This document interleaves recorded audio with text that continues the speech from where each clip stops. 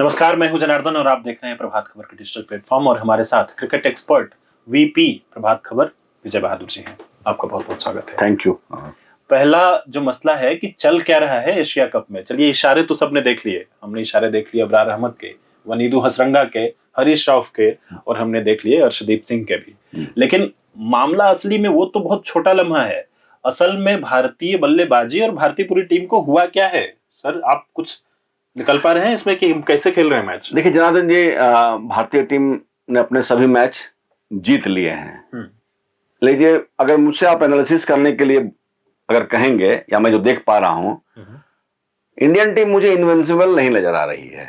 अगर हमसे पूछे, जैसे आप याद कीजिए कि इससे पहले जो भारतीय टीम ने 50-50 वर्ल्ड कप जो खेला था चैंपियंस ट्रॉफी का, या 2020 वर्ल्ड कप जो भारत ने जो खेला, उस समय का जो परफॉर्मेंस था और आज का जो परफॉर्मेंस है, मुझे लगता है हम जीत रहे हैं।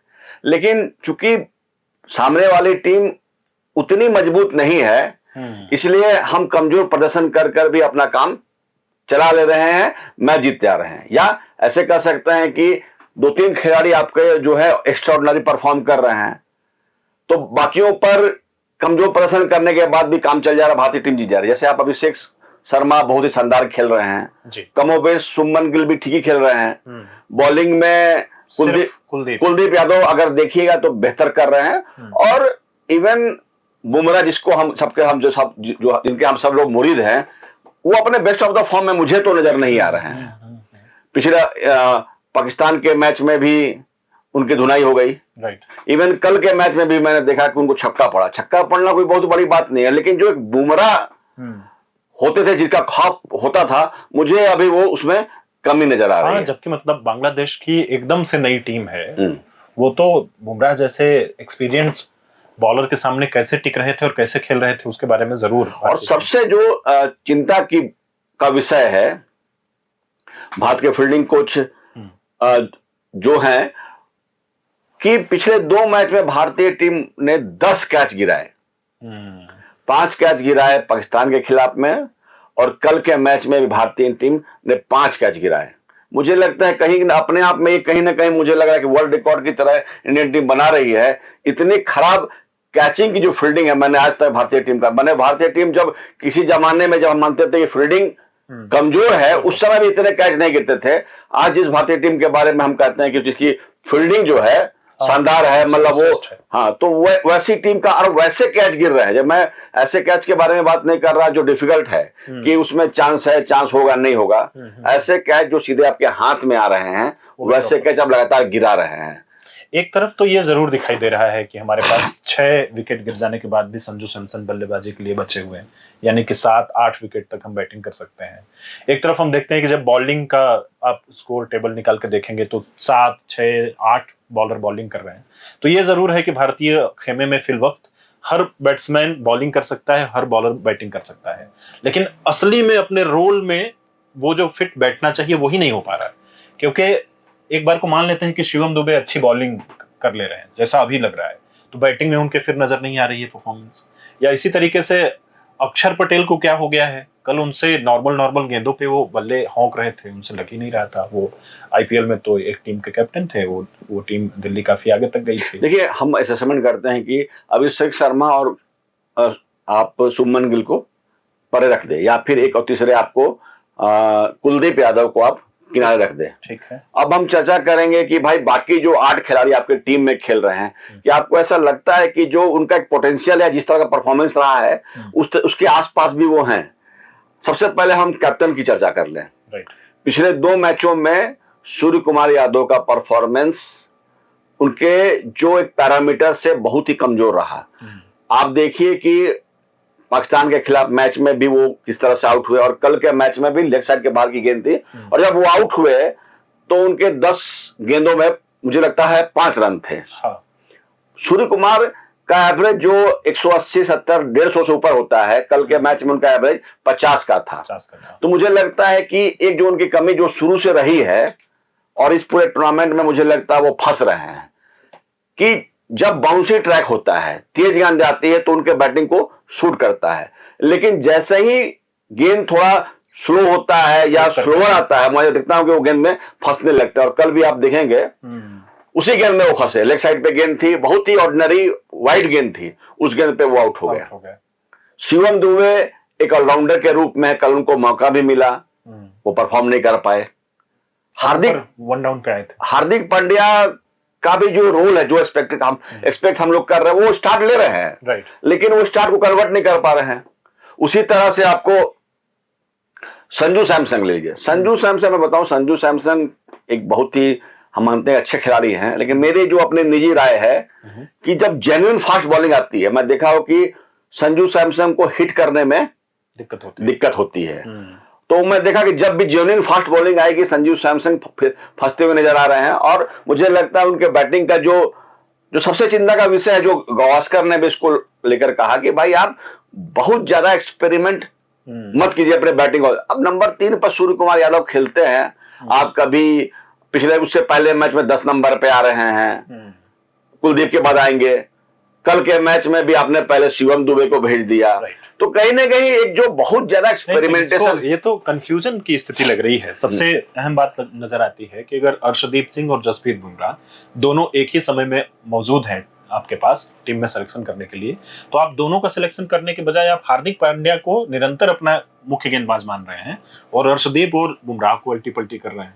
फिर दूसरी बात नजर आती है कंफ्यूजन ये देख करके कि वन डाउन का बल्लेबाज संजू सैमसंग है, तिलक वर्मा है, सूर्य कुमार यादव है या शिवम दुबे है, या वन डाउन का बल्लेबाज है कौन ये बताएं, टू डाउन का बल्लेबाज है कौन ये बताएं, अक्षर पटेल की भूमिका क्या है, उनको कितना ओवर बॉलिंग करवाना है, किस जगह पे उनको हमने रखा हुआ, कितनी बैटिंग उनसे करवानी। तो ये जो मुझे जो मैं अगर लब्बो लवाब अगर आप समझिए, तो मुझे ऐसा लगता है कि भारतीय टीम का अभी भी बहुत ही मजबूत तरीके से सामना नहीं हुआ है।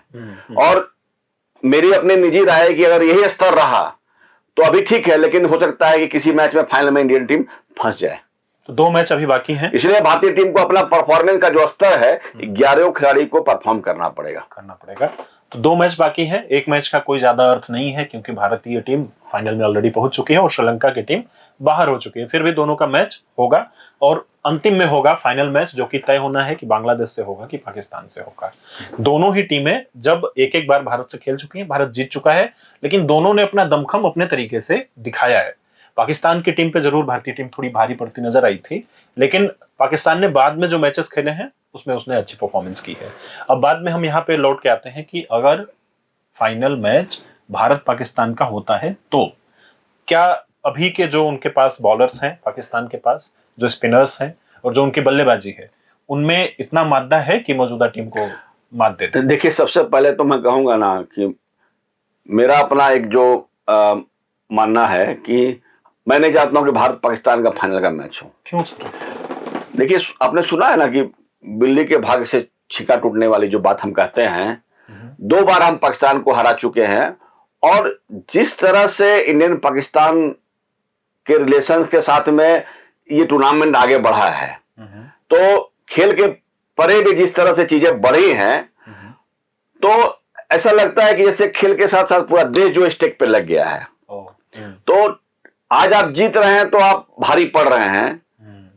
खेल में देखिए कुछ भी कहना बहुत ही डिफिकल्ट है। ऐसे तो भारतीय टीम का जो स्तर है पाकिस्तान से 25 है या 22 तो कम से कम जरूर है, लेकिन जब आप ये समझिए ना कि कभी कभी ऐसा भी होता है, अब ऐसा मैं चाहता नहीं हूं कि कभी आपका एक बुरा दिन आ गया और ऐसा कुछ हुआ कि खासकर 2020 में कोई ऐसा खिलाड़ी जिसने एक्स्ट्रा ऑर्डिनरी परफॉर्म कर दिया, या मान लीजिए जैसे पिछले मैच में 5 कैच गिरा दिया, उससे मैच अगर कोई ऐसी स्थिति बनती है और गलती से पाकिस्तानी टीम इंडियन पर भारी पड़ जाती है, तो भारतीय पूरा देखिएगा, पूरा हिंदुस्तान और पाकिस्तान में और पाकिस्तानियों के बोला फिर देखेंगे।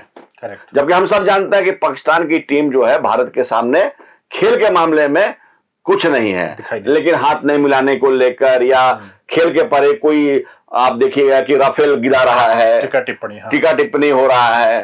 तो कहीं ना कहीं खेल के परे जो स्लेजिंग जो चल रहा है, वो मुझे लगता है कि good of the speed Indian team. मैं नहीं चाहता हूं कि भारतीय टीम की साख जो स्टेक पे लगे, इसलिए मैं चाहता हूं, मेरी इच्छा है कि भारत का मुकाबला जो फाइनल में दूसरी टीम आएगी तो बेहतर रहेगा। दूसरी टीम आए तो बेहतर रहा। एक ही टीम है जो आ सकती है, बांग्लादेश, जिसने कल भारत के साथ मैच खेला था। एक बार को श्रीलंकन टीम और अफगानिस्तान की टीम के बारे में भी थोड़ी बात हमें करनी चाहिए। अफगानी जो प्लेयर्स हैं उनसे ज्यादा उम्मीदें थी, लेकिन इस बार एशिया कप में वो फ्लॉप होते नजर आए। देखिए, अफगानिस्तान के जो के खिलाड़ी जो हैं, देखिए आपके अफगानिस्तान में कुल जमा मुझे लगता है 20 खिलाड़ी होंगे पूरे देश में। पूरे देश में कुल जमा 20 खिलाड़ी हैं, 20 अच्छे खिलाड़ी हैं जी। तो उन्हीं के इर्द गिर्द जो है उनकी टीम चलती है। लेकिन जब आपको बहुत कंसिस्टेंटली एक लेवल से ऊपर परफॉर्म करना है ना, तो नीचे से आपका जो इंडियन टीम की जो खासियत है आज भारतीय टीम की ताकत क्या है, पिछले 5-6 साल में खासकर आईपीएल के बाद जो चीजें तेजी से बदली हैं कि इंटरनेशनल क्रिकेट में आने से पहले हमारे खिलाड़ी तैयार होते हैं, फियरलेस होते हैं। पिछली बार भी हम लोगों ने डिस्कशन किया था। अब देखिए क्या हो रहा है, इंडियन टीम जो है, ए टीम जो है, अभी ऑस्ट्रेलिया गई हुई थी जी। अब देखिए वैभव सूर्यवंशी का परफॉर्मेंस और महात्रे का परफॉर्मेंस। अब ये दोनों खिलाड़ी जिनकी उम्र 16, 17, 18, 19 साल है, ये लोग इंडियन टीम में आने के लिए तैयार हैं। तो आज के दिन में आप अभिषेक शर्मा को देख रहे हैं, चमकता हुआ देख रहे हैं।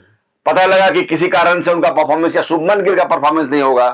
अब देखिए कि यशस्वी जायसवाल बाहर बैठे हुए हैं। तो आज के दिन में जिस तरह स्तर का हर पोजीशन को लेकर कंपटीशन है, तो वैसे समय में हर खिलाड़ी पर परफॉर्म करने का दबाव है। अफगानिस्तान में उतना उस तरह से नहीं है। अभी भी हम मोहम्मद नबी पे, राशिद खान पे, और जहां तक श्रीलंकन टीम की बात है, देखिए श्रीलंकन कब से खेल रहे हैं, और उसके बाद जो असमतुल्लाह उमरजई है, वही खिलाड़ी आप देखिए, फारूकी, उन्हीं मतलब 20 खिलाड़ी के इर्द गिर्द उनकी टीम घूम रही है। देखिए वहां उनकी जो उनका डोमेस्टिक जो सिचुएशन है, जो स्थिति देश की, इसलिए वो जो कर रहे हैं वो बहुत अच्छा कर रहे हैं। लेकिन उससे बेहतर करने के लिए वो एक जो क्रिकेट का जो नीचे से जो चीजें आती हैं, जैसे ग्रूमिंग उस देश में क्रिकेटर्स की। आप देखिए जैसे आज हम पाकिस्तान के साथ हमारे संबंध बहुत ही बिटर रहे हैं, लेकिन पाकिस्तानी क्रिकेट के हम सब लोग लंबे समय से क्रिकेट प्रेमी के रूप में फैन रहे हैं। करेक्ट। आज पाकिस्तान की जो टीम है, या इससे पहले डिस्कस किया वेस्ट इंडीज की टीम भी है, आज वहां पर जो टीम अच्छा क्यों नहीं कर रही है, इसलिए नहीं कि कोई अलग परिस्थिति आ गई है। बेसिकली जो पाकिस्तान में मैं एक किसी पॉडकास्ट में देख रहा था या किसी इंटरव्यू में डिस्कशन देख रहा था, किसी ने कहा कि भाई ठीक है, पाकिस्तान की टीम खराब कर रही है, तो खराब कर रही है तो इसके अल्टरनेट्स क्या है। फिर ले दे के आप कहेंगे कि बाबर आजम को टीम में लेना चाहिए, रिजवान को टीम में लेना चाहिए। तो कमोबेश पाकिस्तान में भी इस स्तर पर एक टैलेंट का जो है का जिसको बोलते हैं ना ड्रॉट आज के दिन में नजर आता है कि पाकिस्तान में भी ऐसा नहीं है कि एक खिलाड़ी है तो 4 रिप्लेसमेंट ले दे के आपको इन्हीं खिलाड़ियों पर बैंक करना पड़ रहा है। तो ये एक बड़ा मसला है। और श्रीलंका के साथ भी जो आपने कहा ना, श्रीलंका भी कम हो गए। देखिए श्रीलंकन टीम एक जमाने में याद कीजिए कि जयवर्धने जब थे, संगकारा थे, चामिंडा वास थे, या आपको मुरलीधरन, हाँ जो कोच है अभी सनत जयसूर्या, जो है मुरलीधरन जो थे। आप मुझे ये बताइए कि आज के दिन में 5 खिलाड़ियों का हम लोगों ने नाम लिया, इसके अलावा भी बाकी खिलाड़ी थे, कल वितरनाथ थे और भी कुछ खिलाड़ी थे। आप मेरे को बताइए कि इन 5 खिलाड़ियों का आज श्रीलंकन टीम में आपको कोई रिप्लेसमेंट दिखता है? नहीं। अच्छे खिलाड़ी हैं, लेकिन जो पांचों जो जिस तरह से इन लोगों ने लंबे समय तक 15-20 साल तक परफॉर्म किया, आज के दिन में इंडियन की टीम के साथ लकीली क्या हुआ? सचिन तेंदुलकर गए, कोहली आ गए, रोहित शर्मा खेल रहे हैं। आज के दिन में कोहली गए, रोहित शर्मा गए, अभिषेक शर्मा नजर आ रहे हैं, सुमन गिल नजर आ रहे हैं, यशस्वी बाहर बैठे हुए हैं। तो वो कमी महसूस नहीं हो रही है। जबकि पहले कहा जाता था कि जब कोई टीम में बड़ा नाम जाता है तो उसके बाद आप समझिए कि 10-15 साल उस टीम को फिर सेटल होने में लगता है।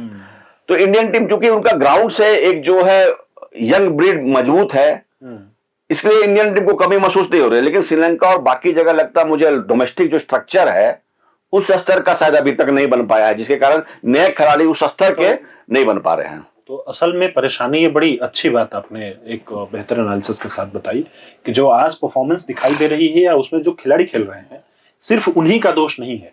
उस देश का जो खेल विकसित कर रहा है, उस देश का जहां क्रिकेट को उस तरह का इन्वायरमेंट मिलना चाहिए, वहां पे समस्या है। अफगानिस्तान टीम की हम जिक्र कर रहे थे।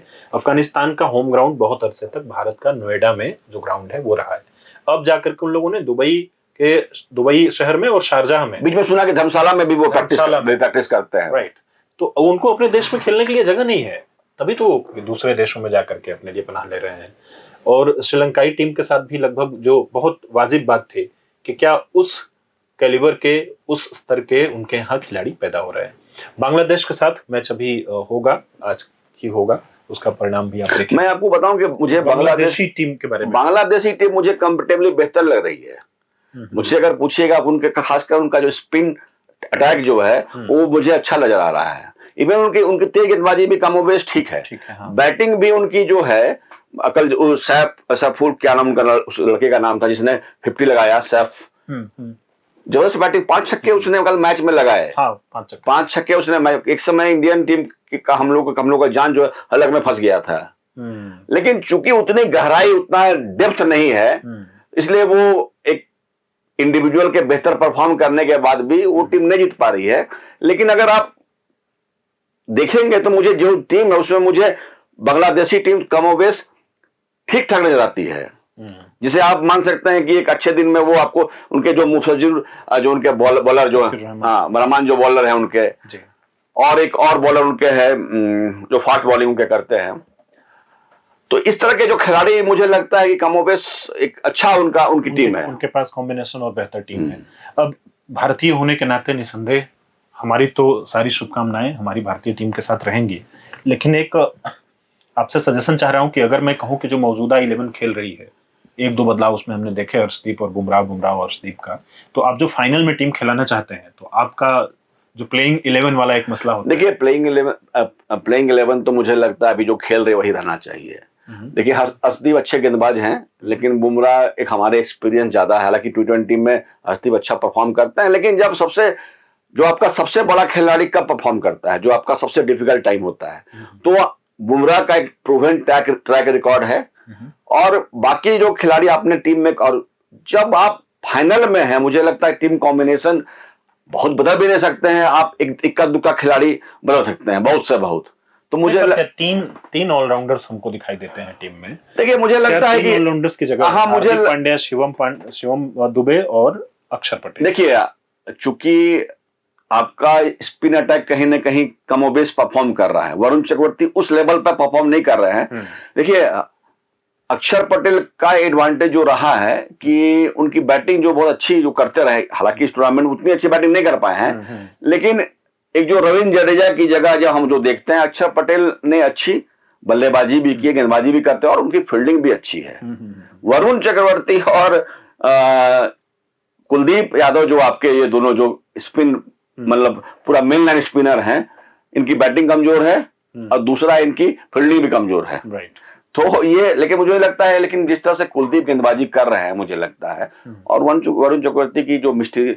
एक और मसला हुआ था जब ये सिलेक्शन हुआ था टीम का, भारतीय क्रिकेट टीम का, तो एक नाम बड़ा उठा था कि भाई संजू तो नहीं खेलेंगे क्योंकि ध्रुव जरेल को भी 15 लोगों में रखा गया, क्या आखिर के 2 मैचों में मौका देना चाहिए? नहीं, मुझे लगता है कि अब टीम कॉम्बिनेशन में कोई बदलाव नहीं करना चाहिए। देखिए ठीक है, लुढ़कते ऐसा नहीं है। देखिए मैं जिस परफॉर्मेंस की बात कर रहा हूं, मैं इंडियन टीम ने हर मैच बहुत आसानी से जीता है।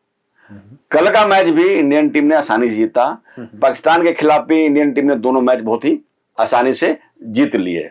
ठीक है, एक क्रिकेट प्रेमी के रूप में जो हम लोग जो डिस्कशन कर रहे हैं, इंडियन टीम के एशिया कप जीतने को लेकर मेरे मन में कोई शक शुबा नहीं है, लेकिन चूंकि हम ये मानते हैं कि जिस तरह का परफॉर्मेंस इससे पहले के आईसीसी टूर्नामेंट्स में टीम इंडिया का रहा था, कि लगता था कि अश्वमेघ का घोड़ा चल पड़ा है और उस टीम के 11 खिलाड़ी जो है अच्छा परफॉर्म कर रहे हैं। तो अपने बेंचमार्क में इंडियन टीम ने पिछले 4-5 सालों में जिस तरह का प्रदर्शन खासकर T20 में किया है, अपने बेंचमार्क से भारतीय टीम अभी तक मुझे कमजोर लगती है, उस पर नहीं खड़ी उतर रही। हाँ, मुझे देखिए टूर्नामेंट जीतने को लेकर मेरे मन में कोई शक शुबा नहीं, वो टीम इंडिया जीतेगी। एक आखिरी कमेंट आपसे और चाहिए कि एक समय रहा है जब श्रीलंका ने T20 वर्ल्ड कप भी जीता है और वनडे का वर्ल्ड कप भी जीता है, पाकिस्तान ने वनडे का वर्ल्ड कप भी जीता है, T20 का भी वर्ल्ड कप जीता है, भारत ने भी T20 जीता है, वर्ल्ड कप भी जीता है, बांग्लादेश अभी नहीं जीत पाया है उस तरह का, अफगानिस्तान जो एशियाई कॉन्टिनेंट में आ रहा है उसने भी जो आईसीसी के मैच रहे उसमें बहुत तगड़े खेले हैं। लेकिन यह जो टूर्नामेंट अभी हो रहा है, ये जो एशियाई पूरे इस क्षेत्र में जो क्रिकेट खेला जाता है वो करीब करीब सबसे कमजोर खेल अभी तक दिखाई दे रहा है। आपको क्या इससे उम्मीद क्या है कि इस क्षेत्र के जो लोग हैं वो किस तरह का पूरे दुनिया भर में मैसेज? देखिए मैंने पिछले बार जो एक इंटरव्यू में कहा कि मुझे एशिया कप देखने में मजा नहीं आ रहा है। इससे पहले हम लोगों ने अभी जो एक टूर्नामेंट गुजरा, मतलब जो टेस्ट का मैच था, हम लोग इंग्लैंड गए, 2-2 की बराबरी रही और जिस स्तर का क्रिकेट देखने को मिला, उसके बाद T20 वर्ल्ड कप, 50 का वर्ल्ड कप, जिस स्तर का देखिए 23, 24, 25, तो आप ये समझिए कि पहले के दौर में क्या था कि 7-8 टीमें जो थी वो एक लेवल पे थी। जैसे मान के चलिए ऑस्ट्रेलियन टीम हमेशा रही है, साउथ अफ्रीकन टीम रही है, न्यूजीलैंड की टीम भी अच्छा परफॉर्म करती रही है, और साउथ अफ्रीका की टीम, ये कमोबेश 4 जो कंट्री सेना के जो देश हैं वो अच्छा परफॉर्म करते रहे हैं। इंडिया और जो एशियन कंट्री थी, हम मानते थे कि भारत पाकिस्तान एक 2 बेहतर टीमें हैं, उसके बाद श्रीलंकन टीम को भी हम बढ़िया मानते थे कि अच्छा वो खेलती है। तो कुल जमा मान के चलिए 7-8 टीमें ऐसी थी जिनका स्तर जो एक ए लीग में जो हम बोलते थे। अभी के दौर में मुझे जो समझ में आ रहा है कि क्रिकेट का जो खेल है, और जो क्रिकेट के जैसे देखिए जब एक कॉम्पिटिटिव खेल होता है तो लोगों की रुचि भी उसको लेकर बढ़ती है। अभी मुझे लग रहा है कि जो ए लेवल की जो टीम है उसमें आप मान सकते हैं कि न्यूजीलैंड है, इंग्लैंड है, साउथ अफ्रीका है, ऑस्ट्रेलिया है और इंडिया है। ये 5 देश मुझे लगता है कि आप मान सकते हैं कि ए लेवल पे है। दूसरे लेवल पे मुझे लगता है कि जैसे एक T20 में आप मान के चलिए कि वेस्ट इंडीज है, श्रीलंका है, पाकिस्तान की टीम है और बांग्लादेश की टीम है। ये चारों देश मुझे, और अफगानिस्तान भी आप मान सकते हैं, ये 5 देश मुझे लगता है कि अभी बी लेवल पे है। हालांकि वो बी लेवल, हाँ, बाकी जिम्बाब्वे, ओमान, यूएई, ये आप इसको सी लेवल की टीम मान सकते हैं। तो बी वाले जो, अगर कोई आदमी पाकिस्तान का ट्रैक रिकॉर्ड, इसको लेके बड़ा डिस्कशन भी चलते रहता है पाकिस्तान में। उनके जो एक्सपर्ट बैठते हैं तो जो स्टैट निकाल के जब वो देखते हैं तो कहते हैं पिछले 15 मैचों में हमारी टीम ने इनको मतलब इतने मैच जीते। भाई मैच तुमने जीता किससे? बांग्लादेश से जीत रहे हो तुम, श्रीलंका जीत रहे हो, यूएई से जीत रहे हो, ओमान से जीत रहे हो। तुम बड़ी टीमों के खिलाफ में तुम्हारा प्रदर्शन किस तरह से रह रहा है, तो ये बहुत ही महत्वपूर्ण है। तो खेल के दृष्टि को मुझे लगता है कि अगर, या इस तरह भी कह सकते हैं कि बाकी टीमों का स्तर थोड़ा कमजोर हुआ है और भारतीय टीम का जो स्तर है और बेहतर हुआ है, तो गैप जो है वो और बड़ा दिखता है। नहीं, पर एज एशियाई इस महाद्वीप से आने की जो है, जो हम लोगों की पहचान है, तो हम इसमें चाहते हैं कि प्रतिद्वंदता और क्रिकेट का स्तर ऊंचा हो। देखिए मैं तो चाहता हूं कि हम ऐसी पाकिस्तान की टीम को हराएं जिस टीम में वसीम अकरम, वकार यूनिस, शोएब अख्तर, सईद अनवर, जावेद मियांदाद, अब्दुल कादिर, इंजमाम उल हक, सलीम मलिक, इस कैलिबर के खिलाड़ी हों। हम वैसे प्रतिद्वंदी को हराकर ज्यादा खुश होंगे जो सामने मजबूत है। कमजोर टीम को आप स्टार्ट के दृष्टिकोण से कमजोर देश को हराकर आप खुश होते हैं। आप बहुत अच्छी बात देखिए, अभी पूरा हिट ऑफ द मूवमेंट है। सूर्य कुमार यादव से जब मैच के बाद पूछा कि इस राइवलरी के बारे में आप क्या कहते हैं, उन्होंने कहा कि भाई राइवलरी आप किसको कहते हैं? राइवलरी हुआ कि भाई 12 मैच हुआ, 6 मैच इस टीम ने जीता, 6 मैच अगली टीम ने जीता, या 15 मैच हुआ 8-7 का रहा।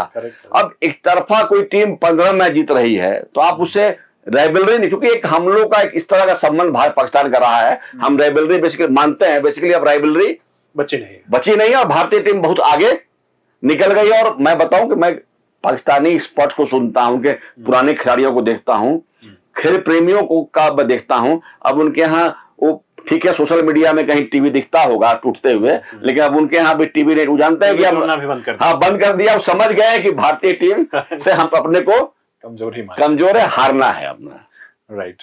तो एक ही मैच था जो T20 वर्ल्ड कप में ही था जिसमें 10 विकेट से रिजवान और बाबर की जोड़ी ने इंडिया को मैच, इसलिए मैंने कहा ना कि एक किसी खास दिन में कोई भी टीम T20 में उलटफेर कर सकती है। इसलिए मैं चाहता हूं कि बिल्ली के भाग से छीका नहीं टूटना चाहिए। मैं चाहता हूं कि भारतीय टीम जो है एशिया कप जीते जीते और आगे भी दमदार प्रदर्शन करते रहे। आने वाले जो टूर्नामेंट्स हैं बहुत जबरदस्त टूर्नामेंट आने वाले हैं, और उनसे रिलेटेड अगर आपके जहन में कोई सवाल हो तो आप हमसे पूछिएगा।